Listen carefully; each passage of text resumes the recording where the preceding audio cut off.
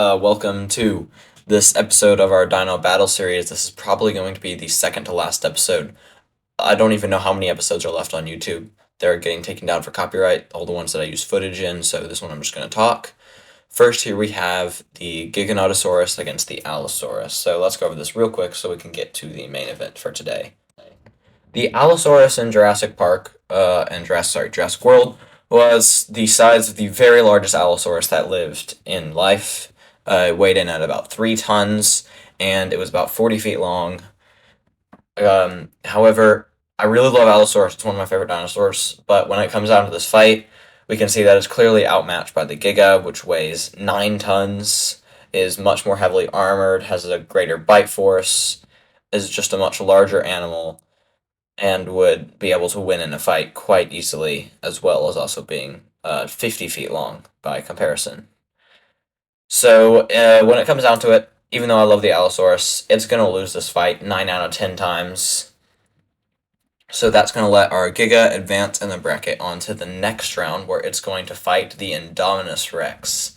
This is a very good fight that I'm sure you all had no idea what was going to be in this episode, because none of you read the title or looked at the thumbnail at all.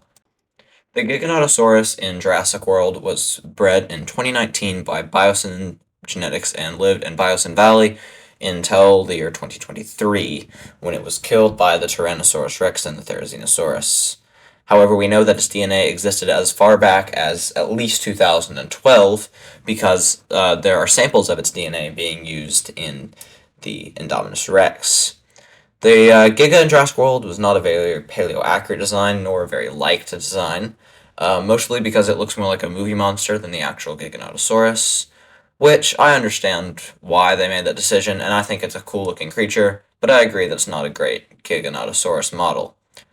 But when it comes to this creature's stats, it's one of the largest theropods in the series, and by technicality, it is the second largest.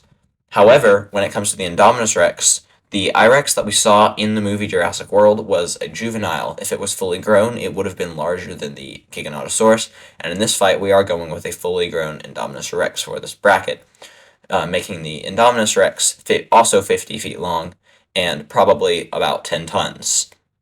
So similar in size to the Giganotosaurus. When we look at their durability, this is where we start to see a pretty stark difference between these two animals.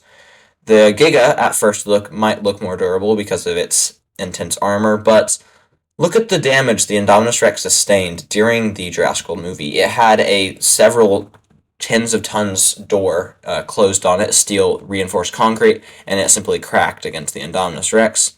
The I-Rex was then attacked by an ACU team, who shot it with dozens of tranquilizers, bullets, and much more. The I-Rex was bulletproof. It's the only dinosaur in the Jurassic franchise which is truly bulletproof. And then, when we look at later in the movie, it's also hit directly in the head by an Ankylosaurus and takes little damage from it. It was able to bring down 5 Apatosaurus without any significant injury to itself, which is a pretty significant feat, considering how powerful the Apatosaurus is. And you may say those Apatosaurus had no fighting experience, but at this point, neither did the Indominus. It had only broken out of its enclosure earlier that day. And a juvenile Indominus was the one doing this. Then it was shot at by a very heavy machine gun, however, it was not hit. It crashed in through the aviary, which contained the pterosaurs no problem before. Then it fought off an entire team of InGen personnel, being shot hundreds of times and taking a rocket launcher to the side with no internal damage and very little external damage. Then it goes to Main Street, where it fights off a pack of velociraptors quite quickly while taking shots consistently from Owen's rifle, which, by the way, if you go onto the website where that actual rifle is sold, it's a hunting rifle, and it's said that it's categorized on their website as being able to hunt T-Rex. But then anyway, in the movie, the Indominus then fights the Tyrannosaurus Rex and is clearly superior, despite being a juvenile with no fighting experience. However, the Rex is saved by the one remaining Velociraptor, and then the Indominus is finally brought down by the Mosasaurus. And this was only a juvenile Indominus. An adult would have been much more powerful. And when we look at the Giga's durability, it's decent compared to even most megatheropods in the franchise, having that significant armor, which, if we look at its fight against the T-Rex, it uses that quite well to be able to defend itself. But I do not see any way in the world that you could shoot the Giganotosaurus in the face with a rocket launcher and it not die.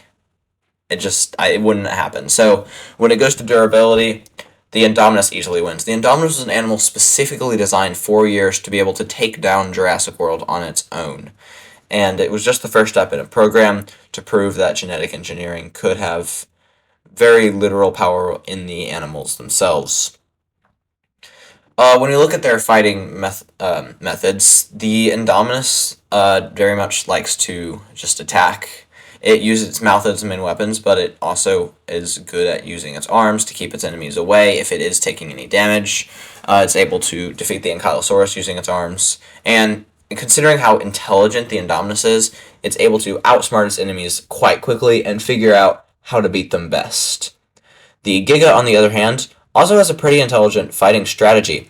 However, we can clearly see that it's good at fighting Rexes. What it uses is it uses the armor on its back and sort of ducks under the Rex head. We see it going for Rex's legs a lot, as opposed to the Indominus, which, like most animals, goes for the neck. However, the Giga lacks the significant arms to be able to really keep the I-Rex at bay, because the I-Rex has a greater bite, similar in power, but able to open its mouth much wider, and at least, if not better, equal to Giga's. When it comes to speed, the Indominus was quite fast, able to cover the islands in under a day, while the Giga we see moving quite slowly, very reptilian. Even when it's fighting the Rex, it's taking its time a good bit, so I think it would be outpaced by the Indominus in this fight. I think you guys see where I'm going with this. The Giga is quite a powerful animal for sure. I'm not doubting that. It is one of the most powerful creatures in this franchise. But we're getting down to the last rounds of this bracket. And the fact is that, in my opinion, the Indominus Rex would beat the Giga quite easily in the franchise. I'm going to give the Indominus a win rate of 8 out of 10. Because I do think that occasionally in the right scenarios, the Giga could pull this off. I just don't think that there's going to be much reason to say that the Giga would be able to beat the Indominus consistently. Check in next week, or probably sooner than that, to see the very last episode where we're going to go through the semifinals and finals in this bracket. Thank you guys for watching.